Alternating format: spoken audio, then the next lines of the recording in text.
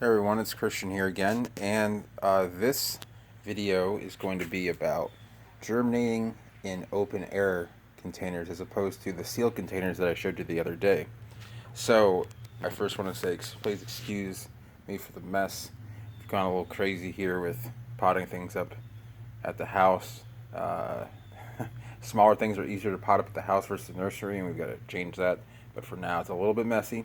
So, we're going to talk about first the types of seeds that do better in open air germination versus closed germination. Now, a lot of plants that grow in cooler climates, a lot of palms that grow in cooler climates usually can handle hot, humid conditions.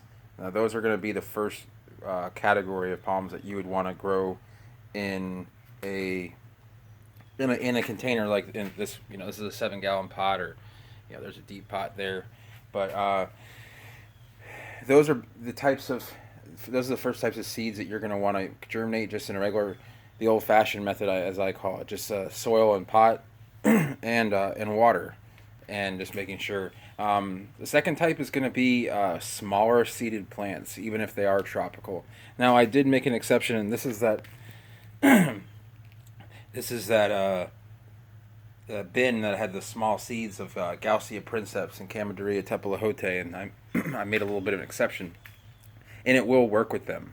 However, with those bins, it just sometimes, if fungus does come about, smaller seeds have a harder time overcoming that. It appears that way, where larger seeds have more of an ability to withstand any sort of fungal intrusion.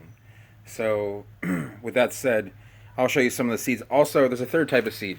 Some seeds like to germinate, or do better germinating with the fruit still on. Now, here's some seeds of Dipsis cubata with a little bit of orchid moss mixed in. These were fresh picked locally, and I will, on seeds that I have literally tens of thousands of, I'm not going to dump them all in a bin and then pick them all up. In fact, it's easier just to kind of throw them in the soil and just let them go.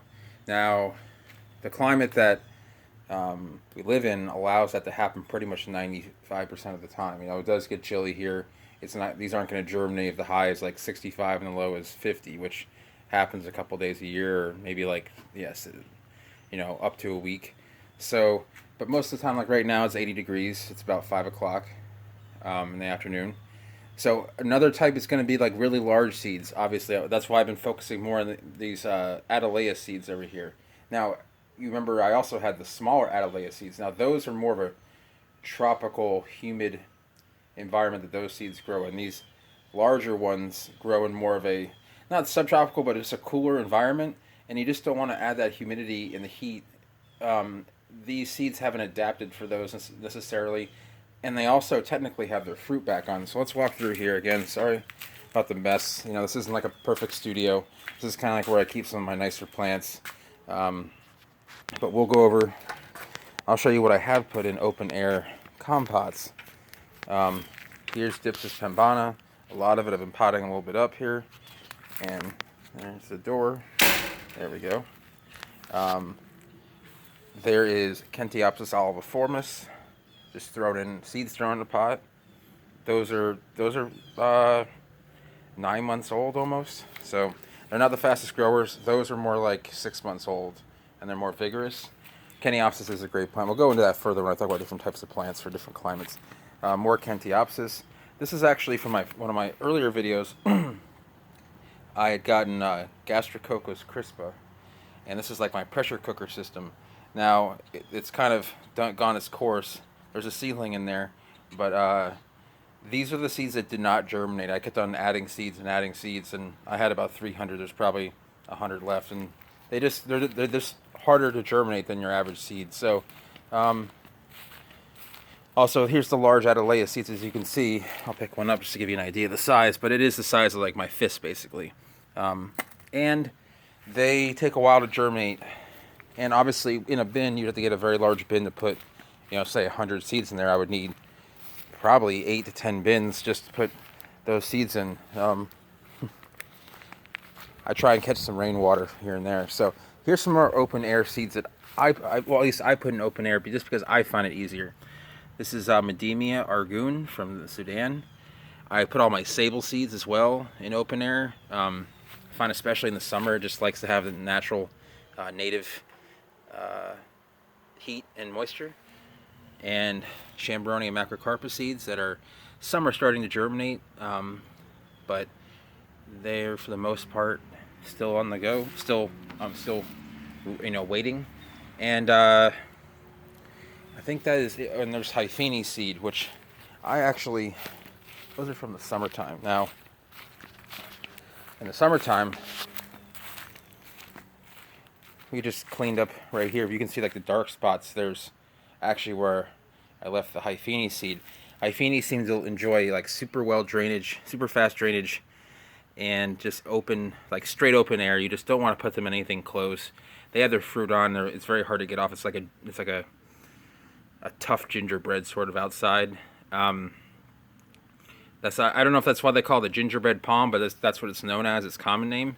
But I leave them out here. The water from the roof trickles down here, and it soaks them up. 90 low 90s during the day. Really just allows them to really just kind of like cook out here.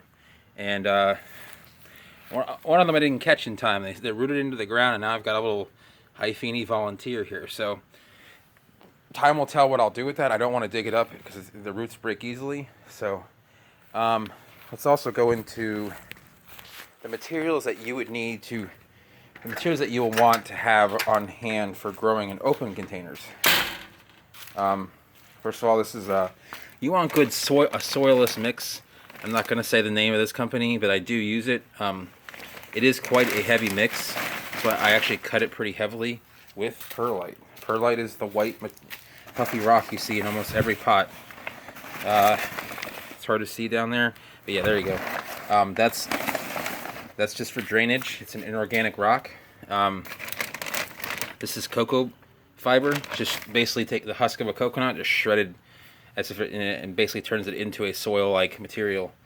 And this is fertilizer here, but you don't have to worry about that at the moment because our plants are not big enough. You don't want to fertilize fertilize germinated seeds. They don't have much of a root system to uptake nutrients at the time. You really want to wait till they start taking into the first pot that they're in.